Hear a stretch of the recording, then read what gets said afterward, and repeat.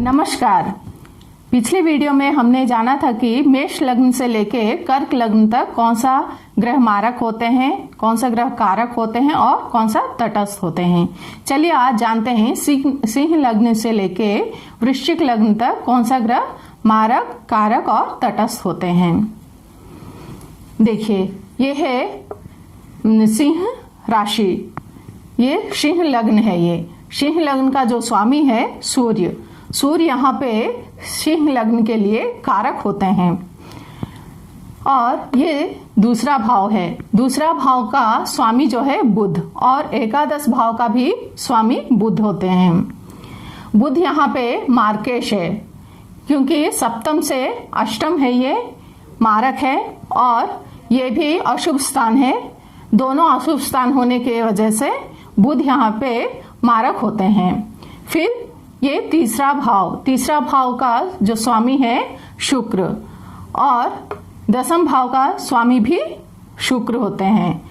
यहाँ पे शुक्र का मूल त्रिकोण राशि है जो कि अशुभ भाव में है, तो ये मार्केश हुए शुक्र, और सूर्य का शत्रु भी है।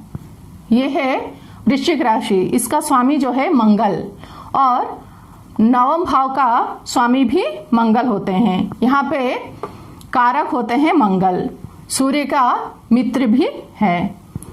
फिर यहाँ पे गुरु का मूल त्रिकोण राशि है पंचम भाव पर में, तो यहाँ पे गुरु जो है कारक होते हैं। दुख भाव का भी स्वामी गुरु है, लेकिन यहाँ पे मूल त्रिकोण राशि होने के कारण ये गुरु भी यहाँ पे कारक होते हैं और सूर्य का मित्र भी है। यहाँ पे सप्तम भाव का स्वामी जो है शनि, और छठा भाव का स्वामी जो है शनि है। दोनों भाव अशुभ भाव है, सप्तम भाव को मारक कहते हैं, तो दोनों अशुभता होने की वजह से यहाँ पे शनि जो है मारक होते हैं। फिर बुध का हो गया। देखिए, ये है कर्क राशि का स्वामी जो है चंद्रमा यहाँ पे तटस्थ है, ना ज्यादा शुभ है ना ज्यादा अशुभ है।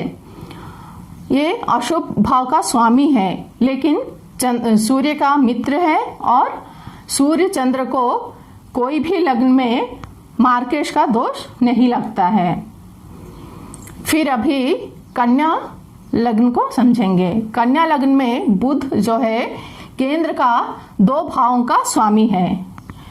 2 भावों का स्वामी होने के कारण ये इसमें केंद्राधिपति दोष का निर्माण हो सकता है, अगर यहाँ पे इसी केंद्र भाव में ही बुध स्थित होने से। अगर यही केंद्र में स्थित होने से ये यहाँ पे तटस्थ होते हैं, ना ज्यादा शुभ है ना ज्यादा अशुभ है। अगर बुध लग्न में कोई शुभ भाव में त्रिकोण में अगर स्थित हो जाए तो शुभ प्रभाव देंगे। और यहाँ पे जो है दूसरे भाव में शुक्र है, तुला राशि, मूल त्रिकोण राशि शुक्र का, और दूसरा जो है नवम भाव, भाग्य भाव का कारक है, स्वामित्व है शुक्र के पास। यहाँ पे कारक होते हैं शुक्र। मंगल यहाँ पे मारक होते हैं, ये तृतीय भाव, और अष्टम भाव, अष्टम से अष्टम होता है, तो यहाँ पे मारक होते हैं मंगल।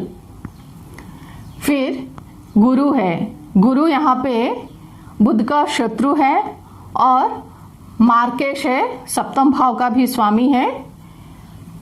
इस कारण गुरु भी यहाँ पे कन्या लग्न के लिए अशुभ है, मार्केश है। और पंचम भाव का जो स्वामित्व है शनि के पास, और छठा भाव का भी स्वामित्व है शनि के पास, तो यहाँ पे तटस्थ हुए। बुध का मित्र भी है, ना ज्यादा शुभ ना ज्यादा अशुभ।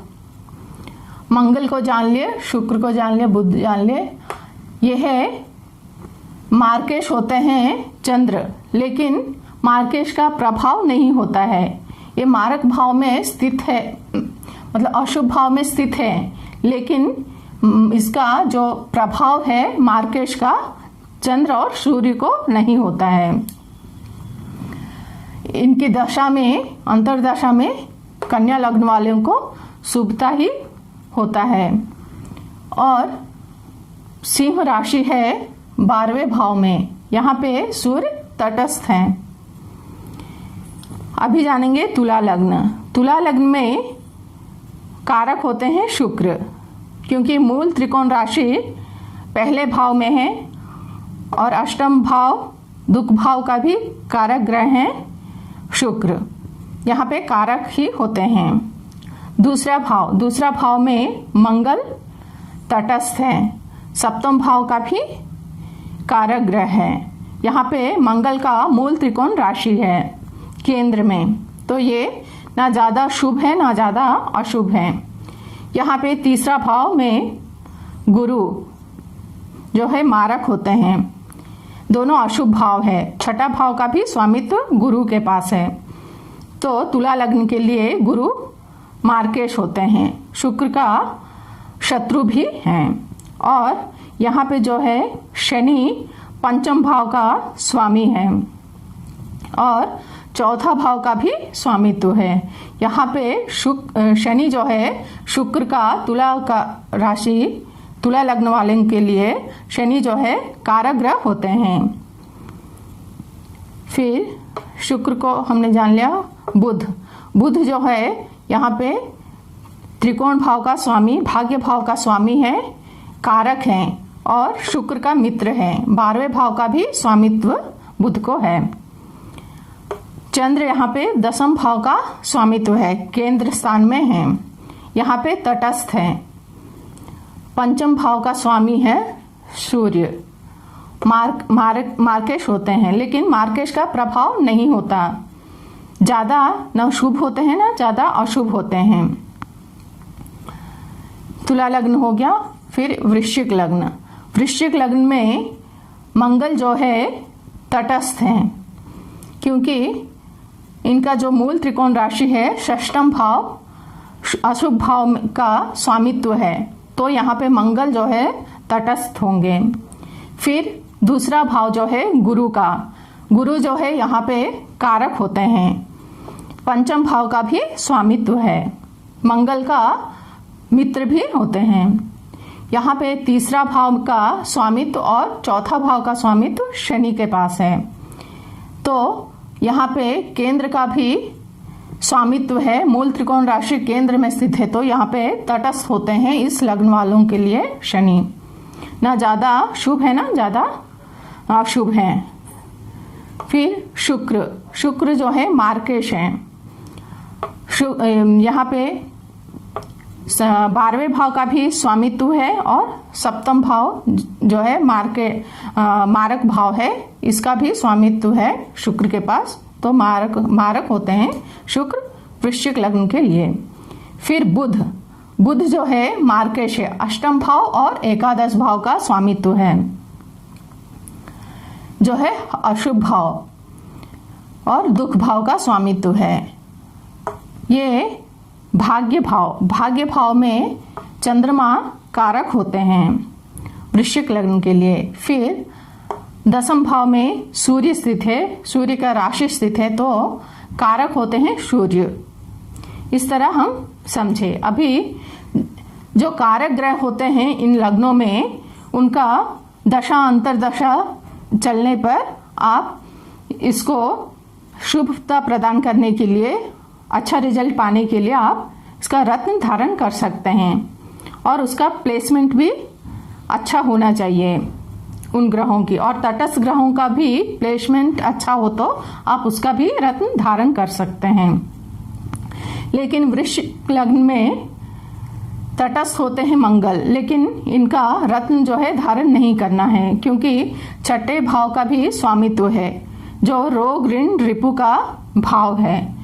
अगर आप किसी को कर्जा दिए हैं तो वो फिर रिटर्न आना मुश्किल हो जाता है, इसलिए आप सावधानी से पहने। यहाँ तो बिल्कुल पहनना ही नहीं है। उनका जो अधिपति देवता है उनका आप आराधना कर सकते हैं और मंत्र जाप भी कर सकते हैं, बीज मंत्र। फिर देखिए यहाँ पे शनि अशुभ है, पाप ग्रह है, लेकिन तुला लग्न वालों के लिए शनि जो है कारक ग्रह हैं, शुभता देते हैं। इस तरह हम समझे लग्नों में, प्रत्येक लग्नों में ये तो नैसर्गिक शुभ और अशुभ है, लेकिन हमारे जो लग्नों में कौन सा ग्रह शुभ और अशुभता देते हैं इस बारे में हमने आज जाना। फिर नेक्स्ट वीडियो में बाकी जो 4 लग्न हैं उनके बारे में जानेंगे। तब तक के लिए धन्यवाद।